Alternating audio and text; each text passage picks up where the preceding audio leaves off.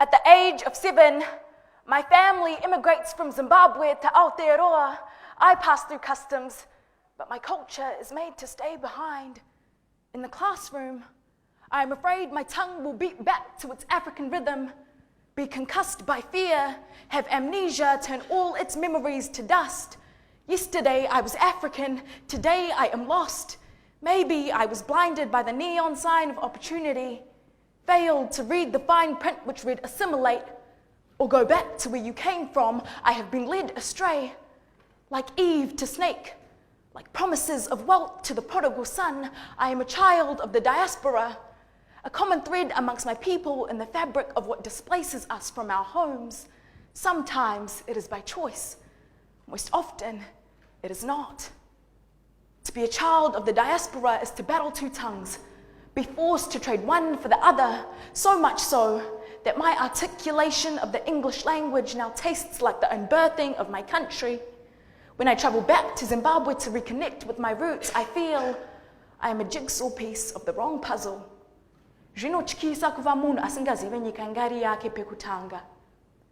It's an emptying feeling to become foreign to a country that was yours to begin with. I am beginning to forget the taste of my own language, and home has become just a memory. So, home is a concept which feels somewhat elusive to me. While I'm a resident to Aotearoa, coming from an immigrant family, I'm in a position which pushes me outside of my social and cultural comfort zone. And so, like many immigrant families, my parents migrated in search of quality education and success for their children. And when I reflect upon how race affected me through all of that, I realized that at some point I began to believe that in order to attain those aspirations which my parents desired for me, I had to assimilate and assume the values and behaviors of New Zealand culture, and therefore neglect my own, which were inherent to me as a Black Zimbabwean. And unfortunately, that's a common mindset shift of many ethnic minorities. And I believe the power to re-empower those marginalized communities lies in the hands of our educational institutions. And I'll provide you with an explanation. In New Zealand, Māori students are falling behind on every measure of educational outcome. Secondary school level retention rate, school leavers achieving NCA level 2, and the rate of youth involved in education or employment. However, those students who are attending Māori immersive schools actually achieve higher on all fronts, NCA, university, and employment. It's clear that systemic bias and the enduring legacy of colonization is behind this ongoing disadvantage of Māori people. And it is an obvious and reoccurring issue that students who belong to minority groups tend to feel as though they don't belong in an educational context because there are lower expectations of them. In such a multicultural society, never has it been more vital that our educational institutions place an emphasis on history, culture, and language. Because it is no secret that when a student feels as though they belong in an educational context, they perform better. And I truly believe we can eradicate these educational inequalities if we cultivate culturally flexible minds and provide all students with the assurance that they have both the responsibility and the right to be there.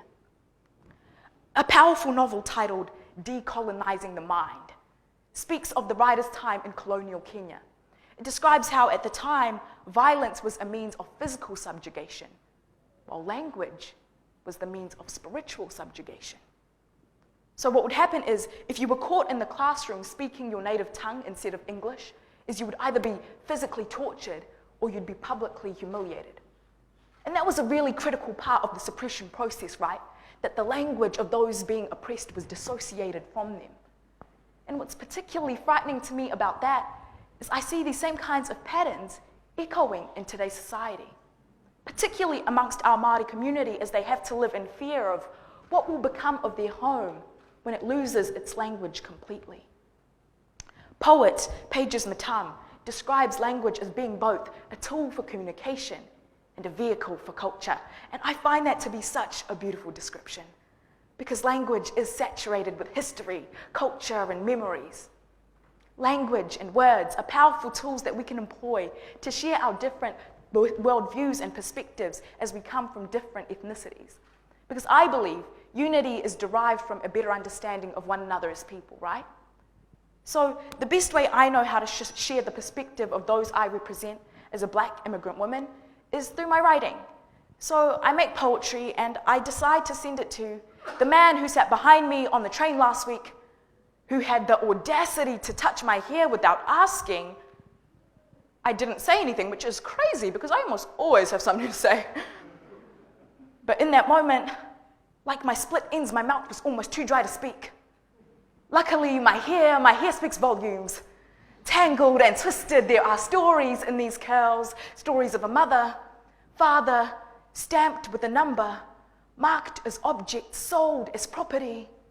Stories of my ancestors who were shackled in cages, displayed in zoos. The same way you stroke me like an exhibit in a petting zoo, it's twisted and it's tangled, but there are stories in these curls, a beautiful position of my history's oppression. And you look at me like I am Medusa's child, cursed. I'm making everyone blind to my self-worth, and for years I tried to strip myself of this curse with the potion of chemicals, despite the burn of sodium hydroxide on my scalp, the smell of burning flesh which filled the room I was hypnotized. At the prospect of having straight hair cascade this broken body of insecurity, hoping to put myself back together with glued-in weave tracks, causing receding hairlines as I mentally recede back in time to a time of my ancestors' inferiority, to a time of no authority, forever believing that I was the target minority. And you can't tell me to tame this mane because in fact you are the lion. And in this jungle where racism runs wild, I am your prey, you are my predator, devouring my history, leaving me so raw that my own flesh builds a grave for me to lie in. I'm buried deep in my roots. And I understand that I may be dead, but God, can you rehumanize the systematically dehumanized? So I wrote that poem about my experiences with possibly one of the worst forms of racism, internalized racism, which is a system within itself in which minority groups start behaving in ways which uphold whiteness and white supremacy and are unconsciously rewarded for it. And in the words of Dr. King, somebody told a lie one day. They made everything black, ugly, and devil. There are people who truly come to believe these systemic lies that by lightening your skin or constantly straightening your hair, you are drawing closer to success or the ideal standard of beauty. In a multicultural society, we need media sources which accurately portray our multicultural society. Portraying people of color as the standard bearers of intelligence, success, beauty, and professionalism, along with their white counterparts. So, dear racism, I am choosing to rewrite the history you gave me because I know the future belongs to those who prepare for it.